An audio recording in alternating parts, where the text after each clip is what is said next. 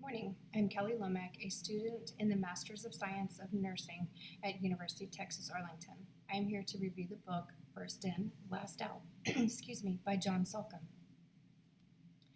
John Salka is retired battalion chief with the 18th Battalion, Bronx, New York Fire Department. He was the leader of over 150 firefighters and 30 officers.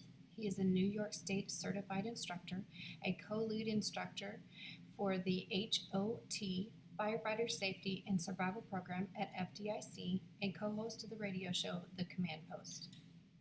He's also the author of the segment The Fire Scene in Firehouse Magazine, Fire Engineering Magazine, Size Up, and FDNY Training Magazine. Along with being an author of the book First and Last Out, he has also authored The Engine Company.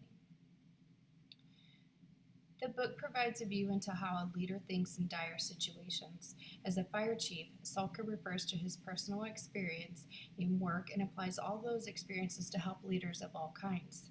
He claims a lack of leadership is detrimental to the success of an organization. He states that strong guidelines and mentoring are just as important. He shares that a true leader is seen in how someone treats, trains, and invests their lower-ranking individuals, and that becoming a good leader is difficult without understanding your subordinates' past and how they became who they are. Chief Salka gives advice on how he has made strong relationships, earned trust and respect from his fire crew, and shares that this is true in many leadership roles. In order to be a successful leader, Chief Salka writes of the leadership triangle. The corners of the triangle include reality, treating your people as assets, and developing leaders at all levels of your organization. To treat your people like assets, you need to ensure that they have the resources to be effective and efficient. And that can include the environment, tools, or training. Just invest in your people. Help develop leaders throughout the organization by guiding them into temporary positions. Unofficial leaders need a protection, and finding that influential person to become your top whip, as Chief Salka says, or your most senior and experienced unofficial leader. This is your foundation to success. The target audience for this book includes any person in leadership and those aspiring to be a leader. This can be from any discipline, as Salka's leadership strategies are relatable to all professions.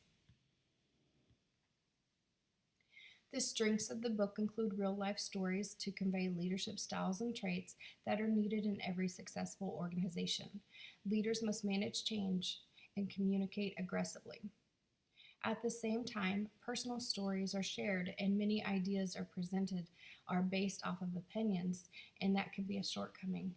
Not all leaders communicate aggressively, and it may be challenging for some people.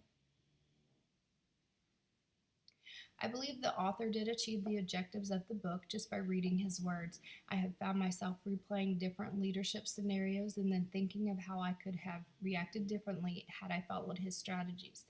The actions of leaders determine the actions of followers, and one must learn to make your team's goals and objectives align with the organization's mission and goals. As stated, this book is for anyone in the management or leadership position and those aspiring to be in leadership. An organization such as the Fire Department of New York has to be efficient in every action that they do. Millions of lives depend on the culture of teamwork that the fire department possesses. I highly recommend this book due to not only it being an interesting read and an easy read, but it provides wonderful leadership training and gives insight into the most famous and most heroic fire department in the nation. Do you have any questions? Thank you for your time.